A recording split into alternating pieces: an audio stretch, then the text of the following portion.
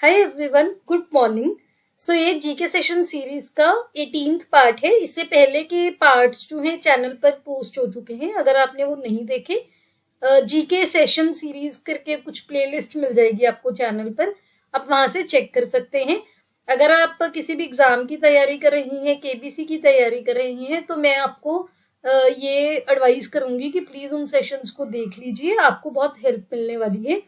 दूसरी चीज, मुझे कुछ लोगों के मैसेजेस आ रहे थे कि नंबर ऑफ क्वेश्चंस जो हैं मैं थोड़े से इंक्रीज कर दूं, क्योंकि अभी क्या है, शो स्टार्ट होने वाला है। तो क्योंकि जितनी ज्यादा आप चीजें कवर करोगे उतना ही आपकी ज्यादा अमाउंट जीतने का चांस है। तो मैंने इस वीडियो में नंबर ऑफ क्वेश्चंस थोड़े से इंक्रीज किए हैं। So let's begin today session. सबसे पहले करेंगे रिवीजन। पहले तो मैंने जो एंड में आपको होमवर्क के क्वेश्चंस दिए थे ना, पहला तो था कि हमारे honourable prime minister Narendra Modi ji को कौन सा अवार्ड मिला है घाना की साइड से। तो उनको मिला है the officer of the order of the star of घाना, याद रखना। अच्छा, मैंने एक वीडियो पोस्ट करने का सोच रही हूँ। जो भी अभी मोदी जी 5 कंट्रीज के विजिट पर गए थे ना, उनकी हर चीज कवर करने का, क्योंकि बहुत छोटी छोटी चीजें होती हैं जो आप मिस आउट कर सकते हो। तो मैं उसकी एक वीडियो लाने का सोच रही हूँ। Tell me in the comment section की अगर आप इंटरेस्टेड हो या नहीं हो। नेक्स्ट क्वेश्चन हमने जो होमवर्क में दिया था ये कि सीबीडीटी का अभी जुलाई 2025 के अकॉर्डिंग कौन चेयरमैन है, तो उसका आंसर है रवि अग्रवाल। तो दोनों आपको याद रखने हैं। अब करते हैं रिवीजन। कल हमने डिस्कस किया था रामपा रेबिलियन के बारे में, जिसको लीड किया था अल्लूरी सीतारमन राजू जी ने। इसकी डिटेल हम डिस्कस कर चुके हैं, तो मैं यहाँ पे रिपीट नहीं करूंगी। फिर हमने सेबी के एग्जीक्यूटिव डायरेक्टर देखे थे, सुनील जयवंत कदम जी बने हैं। सेबी के चेयरमैन भी हमने कल डिस्कस किए थे। देन हमने देखा था फैमिली अडॉप्शन प्रोग्राम के अंडर कौन सी पहली यूनियन टेरिटरी बनी है जिसने टीबी को इंक्लूड किया है, तो उसका नाम है पुडुचेरी। अगला है इंदौर म्यूनिसिपल कॉर्पोरेशन के बारे में कि कौन सी ऐसा सिटी है जो पहला सिटी बना है भारत का जिसने digital house address project start किया है, तो इंदौर है उसका आंसर। आगे हमने डिस्कस किया था कि हमारे प्रधानमंत्री जी ने ट्रिनिडैड एंड टबैगो की जो प्राइम मिनिस्टर हैं कमला प्रसाद बिसेसर जी, उनको संगम का जो महाकुंभ लगा था यूपी में, संगम का और सरयू नदी का जो पवित्र जल है उनको गिफ्ट किया है और राम मंदिर का रेप्लिका भी दिया है। देन रशिया ने पहला देश बन गया है जिसने अफगानिस्तान के तालिबान सरकार को रिकॉग्नाइज कर लिया है। इसके बाद डिस्कस किया था हमने खेलो इंडिया वाटर स्पोर्ट्स फेस्टिवल के बारे में। पहली बार हो रहा है कहां पर, श्रीनगर की डल लेक में, अगस्त में होगा। एक बुक देखी थी हमने, सावर मैंगो ट्री सिलेक्टेड वर्क्स, किसने लिखी थी, पी लंकेश जी ने। फिर हमने देखा था श्याम प्रसाद मुखर्जी जी की अभी बर्थ एनिवर्सरी निकली है, तो उनकी एक जर्नल देखी थी, बंगाली जर्नल बांगवानी, 1922 में उन्होंने स्टार्ट की थी। फिर देखा था हमारे देश की पहली कोऑपरेटिव यूनिवर्सिटी का नींव पत्थर रखा गया है जिसका नाम है त्रिभुवन सहकारी विश्वविद्यालय, कहां पर, गुजरात के आनंद में। आगे जो क्वेश्चन मैंने कल दिए थे आपको, ये जो क्वेश्चन थे हमने डिस्कस किए थे कल, जो मैंने दिए थे आपको होमवर्क में, वो ये वाले क्वेश्चंस हैं।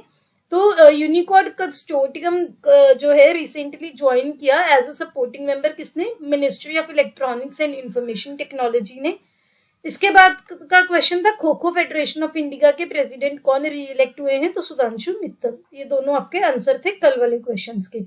आज का पहला क्वेश्चन बहुत बहुत बहुत इंपॉर्टेंट है, यहां से मल्टीपल टाइप ऑफ क्वेश्चंस बन सकते हैं, तो ध्यान से सुनना। What is the primary percussion instrument used for Chautal, a traditional 12-beat rhythmic cycle taal used in Indian classical music. Indian classical music में ना एक 12 बीट की रिदमिक ताल यूज होती है, उसमें जो इंस्ट्रूमेंट, म्यूजिकल इंस्ट्रूमेंट यूज होता है वो कौन सा यूज होता है, ये आपका क्वेश्चन है। चटाल में कौन सा म्यूजिकल इंस्ट्रूमेंट यूज होता है, पता है आंसर तो कमेंट्स में लिखना, नहीं पता यहाँ पर देखो क्यों इंपॉर्टेंट है। पहले तो ये पिक्चर देख लो, पखावज है ये, चटाल में यूज होता है। चटाल जो है ना वो बिहार से वैसे आप बोल सकते हो लिंक्ड है, लेकिन इंडियन क्लासिकल म्यूजिक का बहुत इंपॉर्टेंट पार्ट है जिसमें 12 बीट होती हैं, 12 ताल होती हैं। ये क्यों इंपॉर्टेंट है, हमारे प्रधानमंत्री जी अभी ट्रिनिडेड एंड टोबैगो गए थे ना, उन्होंने वहां पर जब पोर्ट ऑफ स्पेन में विजिट किया तो भोजपुरी चटाल परफॉर्मेंस की एक वीडियो शेयर की है, मोदी जी ने एक वीडियो शेयर की है।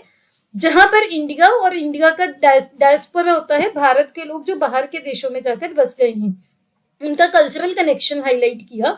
चौताल को चौताल या चार ताल भी बोला जाता है। ट्रेडिशनल 12 बीट की एक ताल है जो कि इंडियन क्लासिकल म्यूजिक में यूज होती है, स्पेशली हिंदुस्तानी म्यूजिक में। तो यहाँ पे आपको कंफ्यूज भी कर सकता है कि कार्नेटिक म्यूजिक में है या हिंदुस्तानी म्यूजिक का पार्ट है, ध्यान रखना। इसके अलावा ये ध्रुपद और ढमर स्टाइल ऑफ सिंगिंग में यूज होती है। क्या जो चौताल है ये one of the oldest form of vocal music है हिंदुस्तानी ट्रेडिशन का। बहुत इंपॉर्टेंट है, क्वेश्चन आएगा। 12 मात्रास है या 12 ताल है या 12 बीट्स है। और यहीं पे हमने देखा ना भी घाना में कौन सा अवार्ड मिला, तो यहीं पे ये भी देख लो। ट्रिनिडेड एंड टोबैगो में मोदी जी को the order of Republic of Trinidad and Tobago मिला है, जो कि ट्रिनिडेड एंड टोबैगो का हाईएस्ट सिविलियन ऑनर है। ये कैरिबियन देश है, तो याद रखना।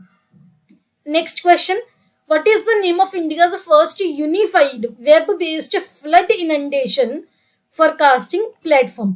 भारत ने ना पहली बार एक यूनिफाइड लेवल पर वेब बेस्ड मतलब इंटरनेट के बेस्ड फ्लड्स होते हैं, जो बाढ़ आती है, इनंडेशन फोरकास्टिंग की बाढ़ आए उसका हम पहले पता लगा सके, पहले अवेयर कर सके कि बाढ़ आई है, वो चीज का नाम क्या है इंडिया की जो प्लेटफॉर्म है इंडिया ने लॉन्च किया है।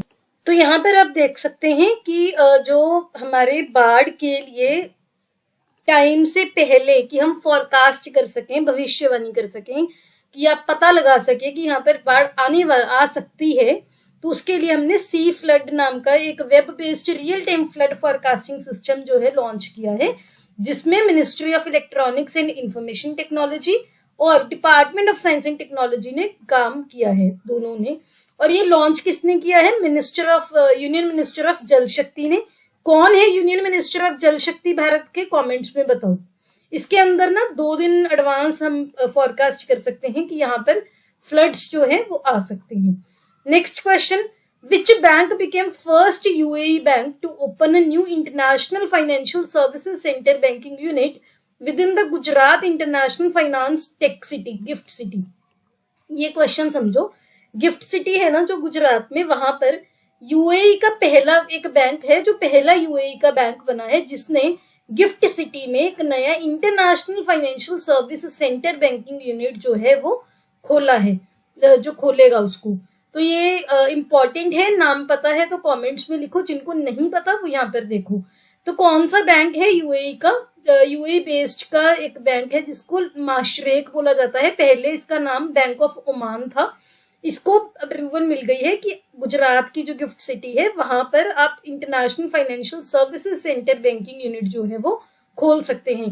तो आपको ऐसे भी पूछ लिया जा सकता है कि माशरेक जो है कहाँ का बैंक है, यूएई बेस्ड है, या माशरेक का पहले क्या नाम था? बैंक ऑफ ओमान, या कौन सा बैंक है जिसको गुजरात की गिफ्ट सिटी में ऐसे अप्रूवल मिला है, कुछ भी पूछा जा सकता है आपको। आगे नेक्स्ट क्वेश्चन है, India's first equine disease free compartment has been approved in which state? पहले तो ये क्वेश्चन समझो। इक्वीन होता है हॉर्स, जो घोड़े होते हैं।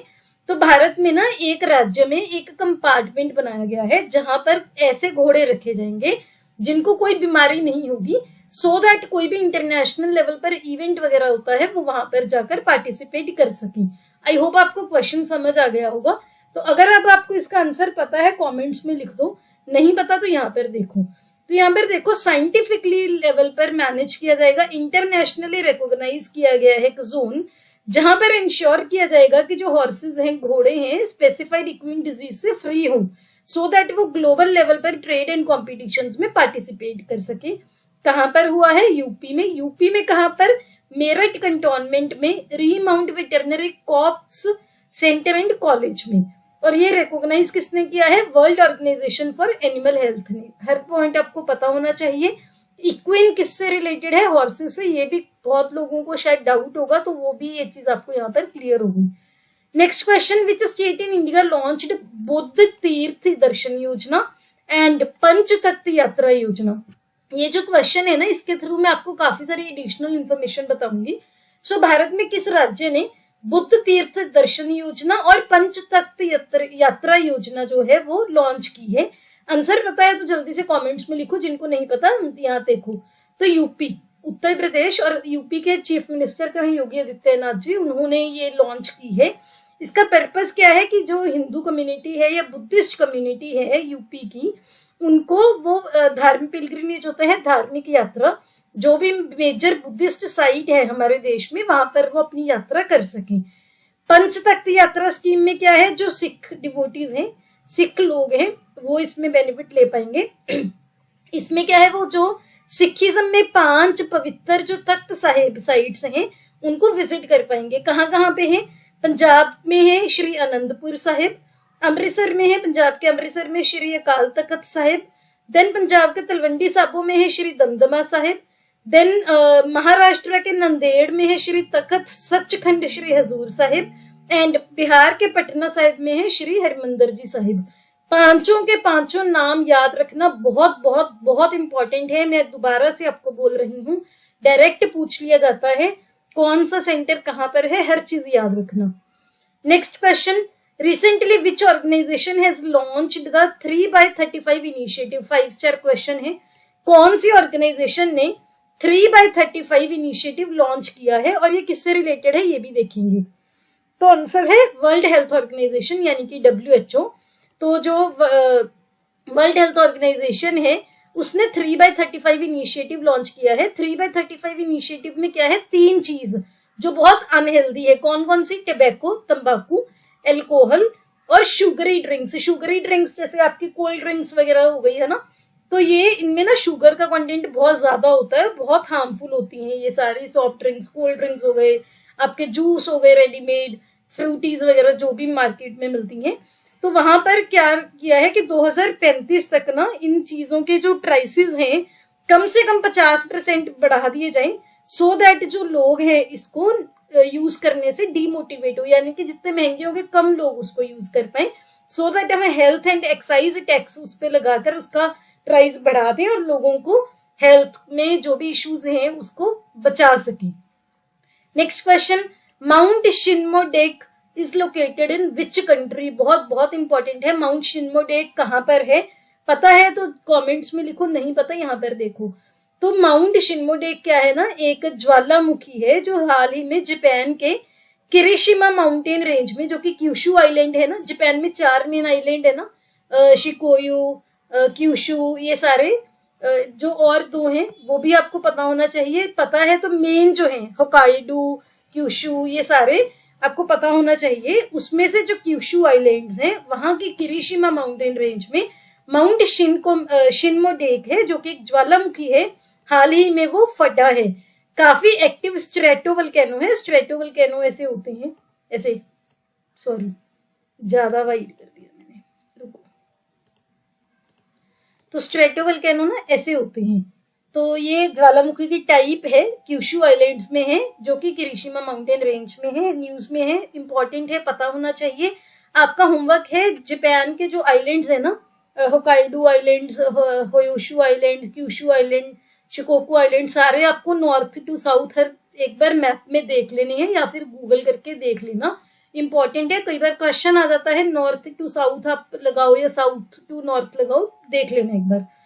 Next question, Who became first Indian to run 100 metres in less than 10.2 seconds? पहले भारतीय बने हैं जिन्होंने 100 मीटर की जो रेस है ना 10.2 सेकंड से भी कम टाइम में पूरी कर ली है और रिकॉर्ड सेट किया है। कौन है वो? नाम पता है तो कमेंट्स में लिखो, जिनको नहीं पता यहाँ पर देखो। तो स्प्रिंटर है अनिमेश कुजूर। अनिमेश कुजूर जो है स्प्रिंटर है, पहले भारतीय बने हैं। 10.2 सेकंड से भी कम टाइम में 100 मीटर का जो वो ट्रैक है कंप्लीट किया है। और कहाँ पर किया है रिकॉर्ड सेट? ग्रीस के वारी में, जहां पर Dromia sprint and relay meet हो रही थी। तो ये ध्यान रखना, 10.18 सेकेंड्स में वो किया है कंप्लीट। इनके बारे में ना एक और आपको इंटरेस्टिंग पॉइंट बताती हूँ। तो जो अनिमेश कुजूर जी है ना, ये वैसे तो छत्तीसगढ़ से हैं, लेकिन इनकी जो ट्रेनिंग वगैरह है सब चीजें ना उड़ीसा में हुई है, तो ये उड़ीसा को रिप्रेजेंट करते हैं। तो आपको कई बार स्टेट के पूछ के कंफ्यूज किया जा सकता है, ध्यान रखना। Next question, who one inaugural audition of Neeraj Chopra classic 2025? Neeraj Chopra classic 2025 tournament हुए थे, अभी अभी पहला टूर्नामेंट हुआ है इस एडिशन का, वो किसने जीता है? तो ये यहाँ पर आंसर है नीरज चोपड़ा क्लासिक 2025 जो कि नीरज चोपड़ा जी के नाम पर ही टूर्नामेंट है, उन्होंने ही जीता है। तो नीरज चोपड़ा जो ओलंपिक गोल्ड मेडलिस्ट भी हैं, भाला जो जेवलिन थ्रो के प्लेयर हैं, बहुत ही एक्सेप्शनल परफॉर्मेंस की है इन्होंने। और world athletics gold level event था जो कि कहां पर हुआ है, बेंगलुरु के श्री कांति रावा स्टेडियम में।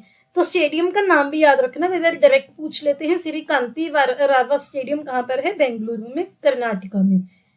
Next question, who scored fastest youth ODI century in India's youth ODI series held in England. England में ना अभी भारत की यूथ वनडे इनिंग सीरीज हुई है, वहां पर सबसे तेज यूथ वनडे इनिंग सेंचुरी जो शतक बनाने वाले कौन बन गए हैं, ये आपको बताना है। पता है तो कमेंट्स में लिख दो, नहीं पता यहाँ पर देखो। तो वैभव सूर्यवंशी, शायद सबको नाम पता ही होगा, इन्होंने आईपीएल में भी अभी रिकॉर्ड सेट किया। क्या रिकॉर्ड सेट किया है आपको पता है तो कमेंट्स में लिखो। तो वैभव सूर्यवंशी, ये भी लिखना कि एक आईपीएल में कौन सी टीम से खेल रहे थे। तो वैभव सूर्यवंशी जो है ना, इन्होंने अपनी रिकॉर्ड ब्रेकिंग परफॉर्मेंस दी है इंडियाज यूथ ओडीआई सीरीज में, जो कि इंग्लैंड में हुई। ये सिर्फ 52 बॉल्स में इन्होंने सेंचुरी बना दी। और पहले जो ये रिकॉर्ड था ना, पाकिस्तान के कैमरन गुलाम के पास था, जिन्होंने 53 बॉल्स में बनाई है, इन्होंने 52 में बना दी। तो ये याद रखना, दोनों के नाम ही याद रखना। अच्छा, आपके लिए क्वेश्चन है, ओडीआई सीरीज में वैसे फास्टेस्ट सेंचुरी, यूथ में नहीं बोल रही, नॉर्मल जो ओडीआई सीरीज होती है उसमें फास्टेस्ट सेंचुरी बनाने का जो रिकॉर्ड है किसके पास है, कमेंट्स में बताओ। नेक्स्ट क्वेश्चन, सॉरी यहाँ पर मैं आंसर क्वेश्चन दोनों एक ही स्लाइड में हो गया, चलो देख लो। सो क्वेश्चन था, what is according to the world bank what is India's rank among world's most equal society. World bank ने ना अभी एक रिपोर्ट रिलीज की है जिसके अकॉर्डिंग दुनिया में सबसे ज्यादा इक्वलिटी कहाँ पर है, बराबरी कहाँ पर है, तो उसमें भारत का क्या रैंक रहा। तो भारत का रैंक 4th नंबर पर रहा, जो कि काफी अच्छा रैंक है। एंड इंडिया का जो स्कोर है 25.5 रहा। ये जिनी इंडेक्स ना इकोनॉमिक्स में एक इंडेक्स यूज होता है जिससे हम इनइक्वलिटी देखते हैं कि कितनी असमानता है। अगर तो उसमें 0 स्कोर है, ये ध्यान से सुनना, अगर तो जिनी इंडेक्स में 0 है तो इसका मतलब इक्वलिटी ज्यादा है, अगर 100 है तो इनइक्वलिटी ज्यादा है, समझ गए। तो 0 स्कोर अच्छा है, ये याद रखना। तो 25.5 जो है इंडिया का स्कोर था, 4थे पोजीशन पर है। एंड फर्स्ट पोजीशन पर रहा स्लोवाक रिपब्लिक जिसका 24.1 स्कोर था, स्लोवेनिया 24.3, बेलारूस 24.4 और इंडिया का 25.5। तो ये याद रखना। Next question, the Kargil Vijay Diwas is celebrated on which date in India. Bharat में कारगिल विजय दिवस कौन सी डेट को मनाया जाता है, ये आपका क्वेश्चन है। आंसर पता है तो जल्दी से कमेंट्स में लिख दो, जिनको नहीं पता देखो। तो 26 जुलाई को मनाया जाता है कारगिल विजय दिवस। क्यों? क्योंकि 26 जुलाई 1999 को इंडियन आर्मी ने ऑपरेशन विजय को अनाउंस कर दिया था कि वो सफल रहा, क्योंकि हमने लद्दाख में कारगिल पर अपना जो झंडा है वहां पर लहरा दिया था। 3 महीने का ये आप बोल सकते हो युद्ध चला, बहुत ही ज्यादा मुश्किल कंडीशन, इन्वायरमेंट बहुत ज्यादा, वहां पर टेम्परेचर कम होता है। और इंडियन आर्मी 26 जुलाई को इसलिए कारगिल विजय दिवस मनाती है। अभी अभी कैप्टन विक्रम बत्रा जी, जिन्होंने कारगिल के जो युद्ध में शहादत जिनको प्राप्त हुई, उनके शहीदी दिवस में 7 जुलाई को उन्होंने शहादत प्राप्त की, 7 जुलाई 1999 को। तो उनका जो शहादत का दिन है, उनका शहीदी दिवस है, अभी उसी टाइम वो सेलिब्रेट हुआ है। तो इस वजह से न्यूज में था। जो विक्रम बत्रा जी है ना, उनको परमवीर चक्कर भी मिला हुआ था, उनकी शहीदी के बाद उनको मिला था 15 अगस्त 1999 को। इंडिया का हाईएस्ट मिलिट्री डेकोरेशन है। यहाँ पे आपके लिए क्वेश्चन है, कैप्टन विक्रम बत्रा जी के बेस्ड ना एक मूवी बनी हुई है, हिंदी मूवी, उसका क्या नाम है और उसमें कौन एक्टर थे, विक्रम बत्रा जी का जो रोल है किसने प्ले किया था, कमेंट्स में लिखना। Next question, the Phenome India national biobank is situated in which city in India. Bharat में फिनोम इंडिया नेशनल बायोबैंक कौन से शहर में स्थित है, ये आपका क्वेश्चन है। आंसर पता है तो कमेंट्स में लिखो, नहीं पता यहाँ पर देखो, बहुत बहुत इंपॉर्टेंट है क्योंकि ऐसा बायोबैंक पहली बार बना है। तो इंडिया ने पहला नेशनल बायोबैंक लॉन्च किया है जिसका नाम है फिनोम इंडिया नेशनल बायोबैंक। कहाँ पर? न्यू दिल्ली में कहाँ पर, CISR institute of genomics and integrative biology में इन्होंने ही ये डेवलप किया है। इसमें क्या होगा ना, आपकी जो बॉडी के रिलेटेड चीजें उनकी इंफॉर्मेशन रखी जाएगी, जिसके हेल्प से हम इंडियन पेशेंट्स की डिजीज वगैरह का पैटर्न जान सकेंगे, ट्रीटमेंट्स वगैरह बेटर दे सकेंगे, वो सारी चीजें हैं। तो कई बार ये भी पूछ लिया जा सकता है कि भारत का पहला नेशनल बायोबैंक जो लॉन्च हुआ है उसका क्या नाम है, फिनोम इंडिया नेशनल बायोबैंक। तो ये देख लेना। Which state in India became the first state to use Face ID for distribution of ration? Bharat में एक राज्य ने ऐसा निर्णय लिया है कि जब राशन डिस्ट्रीब्यूट होता है, बांटा जाता है, तो उसके लिए ना फेस आईडी यूज की जाएगी। जो पहले जैसे अंगूठा लगाकर बायोमेट्रिक वगैरह यूज होते थे, अब वो नहीं, फेस आईडी यूज होगी। तो कौन सा राज्य है? आंसर है हिमाचल प्रदेश। तो हिमाचल प्रदेश ने ये किया है और पहला ऐसा राज्य बना है जिसने ऐसा कोई जो लॉन्च किया है। आधार बेस्ड फेस ऑथेंटिकेशन यूज करेगा राशन एलिजिबल बेनिफिशियरीज को पीडीएस के अंडर। पीडीएस क्या होता है? पब्लिक डिस्ट्रीब्यूशन सिस्टम, जो कि हम नेशनल फूड सिक्योरिटी एक्ट के अंडर, जिसके अंडर राशन जो है एलिजिबल जो भी बेनिफिशियरीज होते हैं उनको देते हैं। Next question, which countries joined new development bank NDB as a borrowing member of NDB in July 2025? जुलाई 2025 में न्यू डेवलपमेंट बैंक को कौन से देशों ने ज्वाइन किया है एज अ बोरोइंग मेंबर? बोरो करना यानी कि किसी से हम लोन ले सकते हैं, किसी से हम कुछ बोरो कर सकते हैं। तो कौन से देश है? नाम पता है तो कमेंट्स में लिखो, जिनको नहीं पता यहाँ पर देखो। तो Colombia and Uzbekistan, Colombia and Uzbekistan दो देश हैं जिन्होंने एनडीबी को ज्वाइन किया। अभी 17th ब्रिक्स समिट हुई थी ना, तो कहाँ पर हुई है ये भी कमेंट्स में बताओ। तो उससे पहले एनडीबी को ज्वाइन किया है। एनडीबी जो है ब्रिक्स के द्वारा ही, ब्रिक्स के नेशंस के द्वारा ही ये बैंक जो है वो स्टार्ट किया गया था। मल्टीलेटरल डेवलपमेंट बैंक है जिसके हेडक्वार्टर्स हैं चाइना के शंघाई में। और एनडीबी के मेंबर्स कौन है? Brazil, Russia, China, India, south Africa, Bangladesh, UAE, Egypt, Algeria और उरुग्वे जो है, जो कि साउथ अमेरिका में है, प्रोस्पेक्टिव मेंबर है। प्रोस्पेक्टिव यानी कि अभी नहीं बना, आने वाले टाइम में बन जाएगा शायद। तो यहाँ पर आप देख सकते हो, चाहे ये बैंक ब्रिक्स का है, लेकिन ब्रिक्स के अलावा जो अलग कुछ देश हैं वो भी एनडीबी के मेंबर बन सकते हैं, तो ये याद रखना। अब आपके लिए होमवर्क का question, which country became first south east Asian country to join BRICS? BRICS को ज्वाइन करने वाली पहली साउथ ईस्ट एशियन कंट्री कौन सी बनी है? Egypt, Ethiopia, Indonesia, Iran. Comments में लिखना, बहुत इंपॉर्टेंट है। Next question, Tokara islands are located in which country? Tokara islands जो है, तुकारा टापू कौन से देश में स्थित है? कमेंट्स में लिखो। Option A Indonesia, option B Sri Lanka, option C Japan, option D USA. तो क्या आपको नंबर ऑफ क्वेश्चंस जो मैंने बढ़ाए हैं वो बिल्कुल ठीक है, या आपको फिर पहले जैसे ही छोटी वीडियो चाहिए? मुझे कमेंट्स में बता देना। वीडियो अच्छी लगी लाइक कर देना, हमें बहुत मोटिवेशन मिलती है। चैनल पर नए हो और ऐसी वीडियोस देखना चाहते हो, सब्सक्राइब कर लेना, नोटिफिकेशन मिलती रहे इसके लिए बेल आइकन को प्रेस कर लेना। मिलते हैं बहुत जल्द नेक्स्ट वीडियो में। टिल देन तैयारी करते रहें, ध्यान रखें, take care, have a nice day.